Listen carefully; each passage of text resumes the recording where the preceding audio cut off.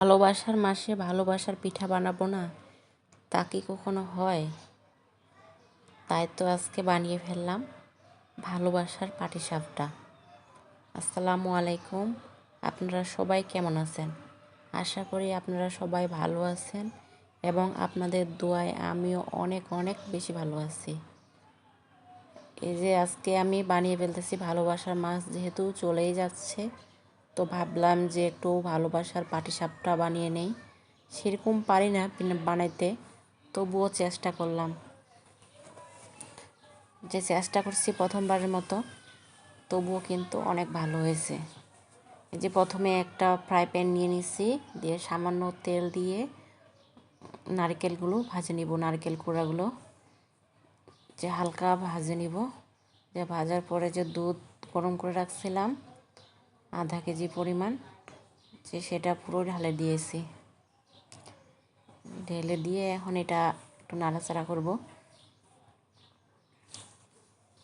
এখানে একটু চিনি যদি ক্যারামেল করা দেওয়া যাইতো, তাহলে কিন্তু কালারটা সুন্দর আসতো। আমি সেটা করলাম না, কারণ এটা যেহেতু পুরটা যেহেতু পাটিসাপটার ভিতরে থাকে, সেজন্য আমি আর সেটা করলাম না। এই যে দুধ দেওয়ার পরে পরিমাণ মতো চিনি দিয়ে দিচ্ছি। আপনারা আপনাদের পছন্দ মতো মিষ্টি বাড়িয়ে বা কমিয়ে নিতে পারেন। আমি একটু মিষ্টিটা বেশি দিচ্ছি। আর বেশি বানাবো না, যেহেতু বাসায় সেরকম মানুষ নেই খাওয়ার মতো, সেই জন্যই একটু করে বানাবো। যে দুধ এবং চিনি নারকেল দিয়ে আমি এখন এটা অনবরত নাড়তেই থাকবো। এটা যতক্ষণ পর্যন্ত ক্ষীরের না হয়ে যায়, ততক্ষণ পর্যন্ত এটা নাড়তেই থাকবো। চুলার আঁচটা বেশি না, হালকা মিডিয়াম আঁচে রাখছি। এরপরে দিয়ে দিব গরম মশলা, যে তেজপাতা, দারচিনি, এলাচ দিয়ে দিব। তবে এটা কিন্তু পাটিসাপটার ভিতরে যখন পুরটা দিব, তখন কিন্তু এটা আমি তুলে ফেলবো। এটা শুধু সুন্দর একটা গন্ধ আসার জন্যই দেওয়া হয়েছে। এই যে দেখেন কত সুন্দর করে আটে যাচ্ছে। আমি সামান্য পরিমাণে লবণ দিয়ে নিচ্ছি, কারণ লবণটা দিলে একটু মিষ্টিটা কড়া লাগে, সেই জন্য আমি একটু সামান্য 1 চিমটি লবণ দিয়ে নিচ্ছি। যে ক্ষীরটা কিন্তু হয়ে আসতেছে, অনেকটাই দুধটা আটে গেছে। এটা অনবরত নেড়ে চেড়ে নিব।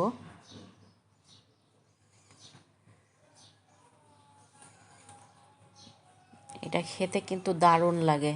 এখানে আমি আর কিছু ইউজ করব না। নারকেল কিন্তু এমনি থেকে খেতে অনেক মজা লাগে, সেটা যদিও আবার হয় পাটিসাপটার ভিতরে ক্ষীর, তাহলে তো আর কোনো কথাই নেই।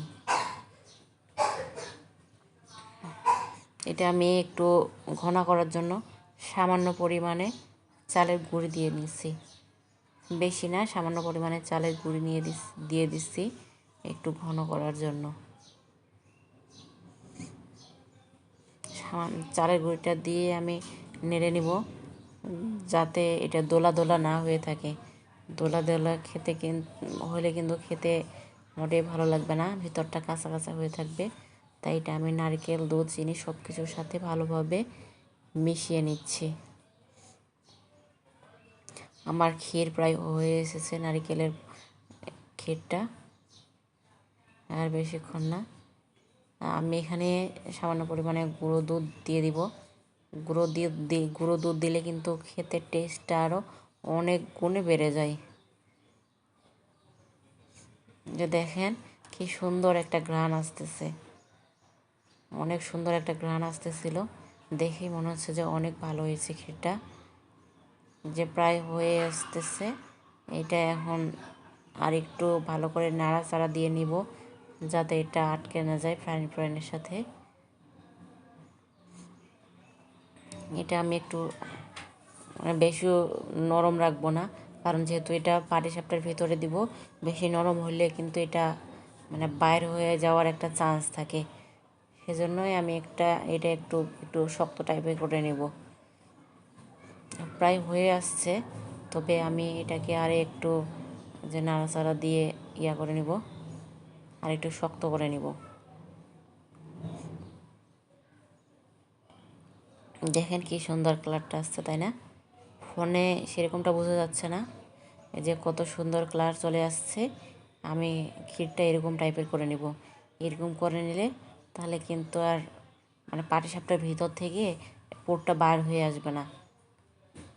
যে অনেক সুন্দর কালার চলে আসছে। আমার ক্ষীরটা কমপ্লিট। এখন আমি পাটিসাপটাটার জন্য এই যে আটা গুলে নিব। যে দিয়ে দিচ্ছি চালের গুঁড়ি, দিয়ে দিচ্ছি সামান্য পরিমাণ লবণ দিব এবং একটু ময়দার আটাও দিব। তাহলে পিঠাটা খেতে কিন্তু অনেক নরম হয়ে যায়।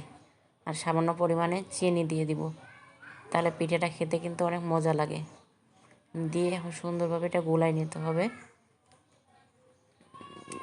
যে সুন্দরভাবে গোলায় নিয়ে এটা পাতলা করলে কিন্তু ভালো হয়। একটু পাতলা করে নেব।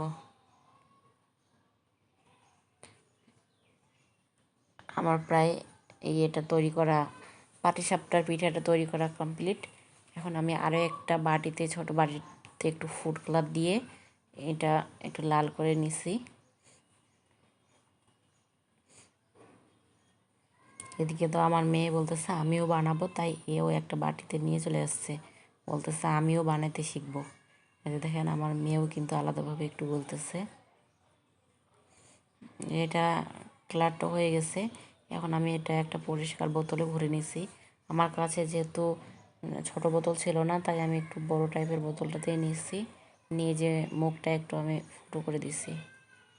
আমার কাছে কিন্তু ব্রাশ ছিল না, তাই একটু সমস্যায় পড়ে গেছি। একটু ব্রাশ থাকলে তাহলে কিন্তু তেলটা ভালোভাবে একটু ব্রাশ করে দেওয়া যায় কড়াইয়ে। আমার কাছে যেহেতু ব্রাশ ছিল না, তাহলে কি আর করার, আমি খুন্তি দিয়েই একটু সুন্দর করে চতুর্পাক দিয়ে নাড়াচাড়া দিয়ে নিচ্ছি। দেখেন, কিন্তু ব্রাশ হলে তেলটা কিন্তু সুন্দরভাবে কড়াইটাতে ভালোভাবে মিশে যায়। এরপরে এখন আমি দিয়ে দিব একটু ভালোবাসার মতো করে দিয়ে দিব। আর এটা আরেকটু শক্ত হলে ভালো হতো, এটা কিন্তু একটু নরম হয়ে গেছে।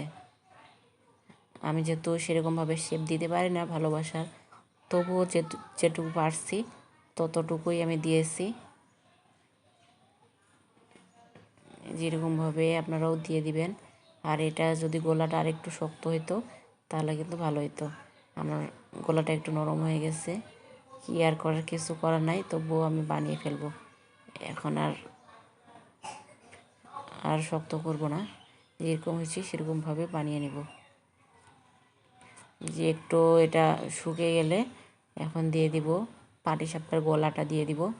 সে গোলাটা দিয়ে সুন্দরভাবে কড়াইটা ঘুরিয়ে দিব, যাতে চতুর্পাক দিয়ে যাতে সমানভাবে রুটিটা গোল হয়। যে সুন্দরভাবে চতুর্পাক দিয়ে গোল করে নিয়েছি। তারপরে এটা যখন উপর থেকে একটু হয়ে যাবে, আটাটা শুকিয়ে যাবে, তখনই কিন্তু আমি পাটিসাপটার যে ক্ষীরটা বানিয়ে রাখছি এই ক্ষীরটা দিয়ে দিব। এটা কিন্তু আমার প্রায় হয়ে গেছে। দেখেন, এখন আমি ক্ষীরটা দিয়ে দিব। আমার একটা কিন্তু হয়ে গেছে। এখন দ্বিতীয় পিঠাটা বানিয়ে নিচ্ছি। এটা খেতে কিন্তু দারুণ হয়েছিল। আপনারাও কিন্তু বানিয়ে নিতে পারেন। এটা বেশি সময় লাগে না, খুব তাড়াতাড়ি এই পিঠাটা বানানো হয়ে যায়।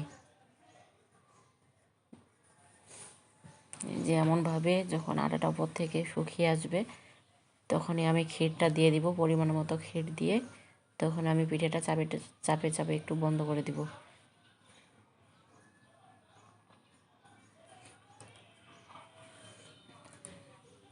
এই যে আমার পিঠাটা একদম সুন্দরভাবে হয়ে গেছে। এখন আমি এখানে উপরে ক্ষীরটা দিয়ে সুন্দরভাবে চাপে দিব। ক্ষীরটাও কিন্তু কি সুন্দর হয়েছে না? ওয়াও, অনেক সুন্দর হয়েছে। যেমনভাবে আমি এখন এটা একটু চেপে চেপে নিয়ে নেব। যে কী সুন্দর হয়েছে দেখতে। ওয়াও, অনেক সুন্দর হয়েছে কিন্তু। দেখেন কত সুন্দর হয়েছে। আমি এখন একটু একটা মানে আর এন দিয়ে একটা বানিয়ে নিচ্ছি জামাইয়ের একটু ইয়ে পাওয়ার জন্য, মন পাওয়ার জন্য যে তার নাম দিয়ে একটু বানাই। আমার জামাইয়ের কিন্তু পাটিসাপটা পিঠাটা খুবই পছন্দর, তাই আমিও আর দেরি না করে বানিয়ে ফেললাম। আমি কিন্তু বেশ কয়েকটা পিঠা বানিয়ে ফেলেছি।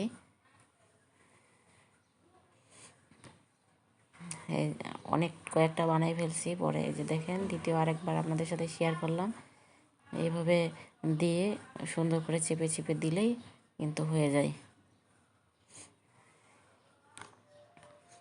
কি সুন্দরভাবে উঠে আসতেছে। এটা কিন্তু একটুও ধরে থাকবে না কড়াইয়ের সাথে, যে অনেক সুন্দরভাবে হয়ে গেছে। আমার কিন্তু মোটামুটি সব পিঠাই বানা কমপ্লিট। আমি যেহেতু বেশি পিঠা বানাবো না, দেখেন এই যে জামাইকে খেতে দিয়েছিলাম, সে বলতেছে দারুণ হয়েছে। আর আপনারা অবশ্যই কমেন্টে জানাবেন পিঠাটা আপনাদের কাছে কেমন লাগছে। আপনারা কিন্তু একবার ট্রাই করতে পারেন, আমার মনে হয় দারুণ লাগবে। সবাই ভালো থাকবেন, সুস্থ থাকবেন। আল্লাহ হাফেজ।